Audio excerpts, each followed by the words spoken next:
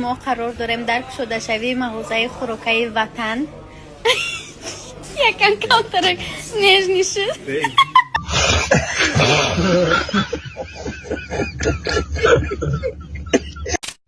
Nasıl Pakistan'ı yaka?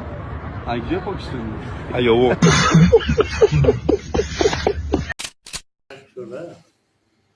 Ne naушник aka? Okej. Naушник? Nauczyłeś. Inaczej naушник aka? Jak to jest? Kto? Aka majchet چیز؟ Kawałek kto? Kto?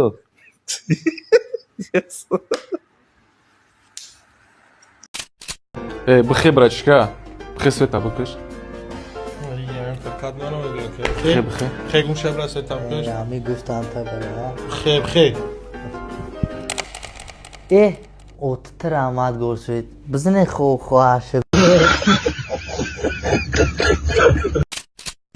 کسی ما را غیبت میکنه زشت مودمی در کوریه کسی ما را غیبت نمیکنه زشت ما هیچ کاری در کوری نیستی همه رفت پشتون بیزوره وقتی غیبت نمی میکنه اکه فردوس یا شعر که کیف کنیم شعر شده سردار جون گوش کن توبه کردم که دیگر ناس نکشم اکه گپ ندارم اینجا شما موسیقی از یقین منو دلشی توبه کردم که دیگر ناس نکشم بجز از امروز و فردا روز و باید روز دیگر دیوانی لکو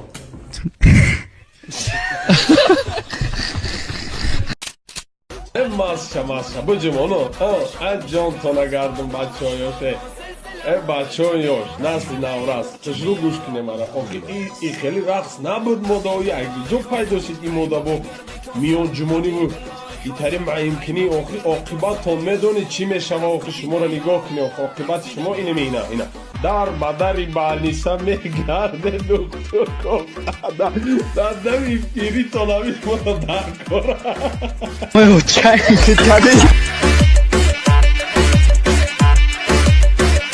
простатит чиай, геморрой чиай, молочница و киста чиай. این بیماری‌های هستند که برادران و خواهرای ما را اذیت می‌دهند. من برادر شما روی حل همه همین مشکلات را یافتم. این چیزی که در دست من می‌بینید توسوچه اوریجینال از چورنیتمین، کریستال هندی و پروپولیس تیار شدگی است. برادران و خواهرانی که همین مشکل‌ها را دارند می‌توانید به ما مراجعت نمایید. ما کنسولتاسیا به پول داریم و 24 ساعت کار می‌کنیم. برادران و خواهرانی که واتساپ ما را ندارند در کامنت‌ها در اومده واتساپ نویسین ما در حال واتساپ خود رو به شما روان میکنیم.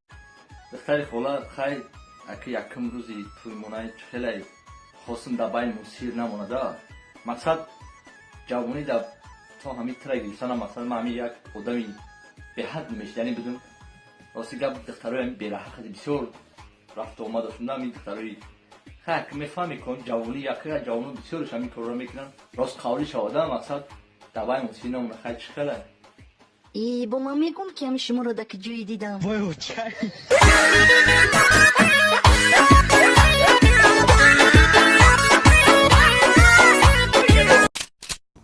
سرم کافه واقعا زنم کم بود که با خشتومانم خور آمده چی با همی زندولو همتون خشتومانتون مینولین؟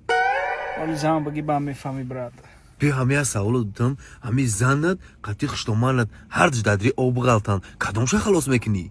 ماهیارا برای جان ماهیارا خشتومانم میخرشون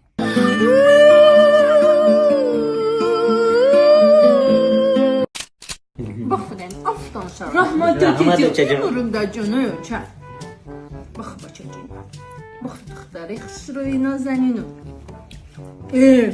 بچه؟ تو چی با استخوان خورده استی؟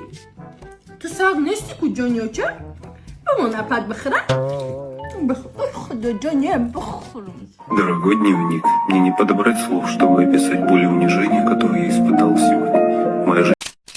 کتی سفر خوندستم وای نماز چی بود؟ نماز خسر خوندستم و من پیش نمیبرم یا اون کس پیش بروی همه کوی سودایی که پیش میبروی که برام غفوری گفت که من پیش میبرم گفت گفتم تو میتونی ترابیه خونده او من پیش میبرم گفت راست پیش برم آده که همه ما کفو خانیش سال شد این نماز هم میخونه توبه خمی اعوذ بالله من شیطان سوره میخونه آخرش ولد دالیم ایک جایی همجرا ولد دالیم این نولا کردی همین آخه میگوی همین باید خونده است همین ها بارم که دویون بار با همین سوره میکنم ولزالی دو بار روژه همین سیون ده چورین زد همین روژه همین که همه باید از دوری آخه همین سیون بار روژه همین خیستم که بینیم خواندو هم که ولزالی گفتی همین یاد تمامی دوره نشد آخه ای خنده رو مردیم که بابای سعدالین ای کسافت رود سیاه همه رو جزیر کردی گم شوره من خودم میگم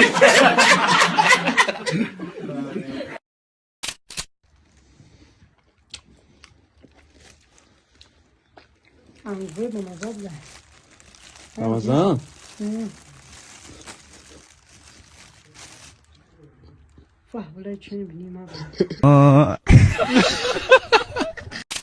عشقم مرا دریافت لبی بام چشمکم چوبادم تو جونمی میگه به من تو عشق و ارمونمی میگه به من ای بد دختر جای چیگه بد هیچی نه اچای جون چلنج زایپیز دارم تازه من دکتا چلنج نشون میدم تا با هم نگه کنه برفت کوی چیگه پای چلنج های ملنج های چی های ایکو عشقم مرا دریافت مرا دید لبی بام چشمکم چوبادم تو جانمی میگه به من تو عشق و ارمونمی میگه به من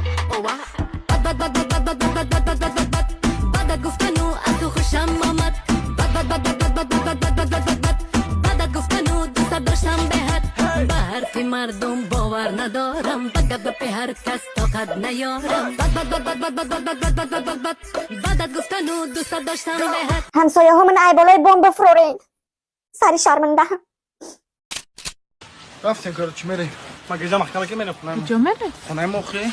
چیکار میکنی به خونه تو چی گفتی؟ من او خالی فکر نیستم تو چی خالی فکر داری؟ بیا ترا مرا گنده خفه کردی ما او بچه فکر داری که ما او بچه نیستم تو گنده مرا خفه کردی خواهگانی برای چی میری خونه تو؟ ما گفتم که ما مشکم کچاله بریم مشکم خسته کنیم کمتر شدی کنیم با میبخشی من فهمیدم بیا میریم مشکتا چی خسته میکنم؟ نبره